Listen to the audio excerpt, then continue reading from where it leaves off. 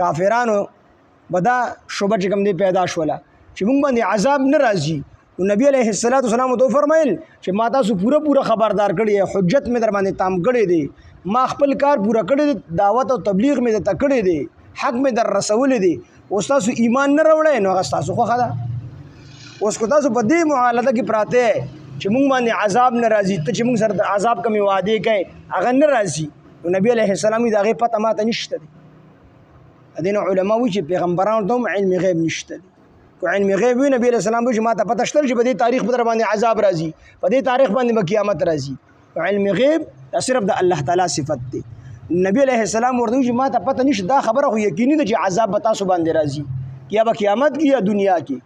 تاسو الله تعالی د سینې پریدي چې ایمان قرآن وړو خو اوس ماته پته نشته چې هغه قیامت نږدې دی یا لري دی دا کوم چې تاسو سره وعده شوی ده. تاسو په خولې کې کوم خبرې کوئ دا هم د الله نه پټې نه دي د دې به عذاب درکوي. تاسو په زړه کې کوم ګن او خباثت پروت دی منافقت پروت دی کفر پروت دی نو باغې هم الله تعالی خبر دی هغې بدلم الله تعالی عذاب درکوي. نبی علیه السلام ورته فرمایي چې کافرانو اوس زه په دې نه پوهېږم چې تاسو ته الله تعالی دا مهلت ورکړي دا ستاسو دپاره امتحان دی چې تاسو په دې مهلت کې دننه ایمان راوړئ په ما باندې الله باندې ایمان راوړئ په ما باندې راوړئ په قیامت باندې راوړئ نو دې دپاره د الله تعالی مهلت درکړی دی او که نه دا ستاسو دپاره لږه غونده کې پیدا چې لږه غونده پیدا به واخلئ دنیا کې او آخرت کې خو به ښه درځي الله تعالی. مطلب یې دا دی چې یا خدا ستاسو دپاره امتحان دی مهلت الله درکړی دی په دې امتحان کې چې تاسو ایمان راوړئ کو نه راوړئ نو که ایمان درته نصیب شو ایمان خو راوړو نو د عذاب نه وبچ شئ او یا دا چې الله تعالی تاسو له ښه ډېر مهلت درکوي چې دا در باندې ښه حجت تام کړي او په خپل کفر کې ښه مضبوط شئ. نو دا دواړه خبرې کېدی شي. نبی صلی ماته پته نشته دی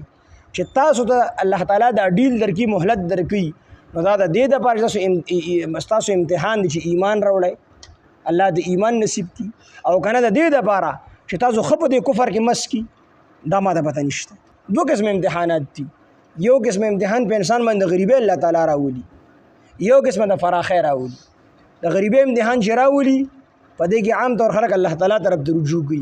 نو که په دې کې د رجوع ونه کړله د بدن تکلیفونه پرې راولي مرضونه پرې راولي په دې کې رجوع ونه کړله نو الله تعالی بیا د فراخۍ دروازې پرانیزي.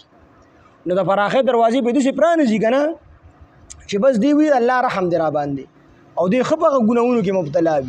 وي دی وي د الله رحم دی او الله وی رحم نه دی د الله تعالی نیول دی. د دې وجې نه علما وایي چې د دې غریبۍ او د دې سختۍ د امتحان نه د فراخۍ د امتحان زیات سخت دی. وي دا ځکه چې دې کې فوراً بیا نیول دي د مالدارۍ امتحان چې در باندې راغی د فراخۍ امتحانو نو دې کې الله تعالی دی بیا فوراً رانیسي مهلت ته نه درکوي او د دې غریبۍ د امتحان نه پس ته مهلت درکوي. نو چې دې کې ته مس شوې او تا ښه چې کوم دی د الله تعالی نافرمانۍ شروع کړي نو فوراً الله تعالی راونیسي.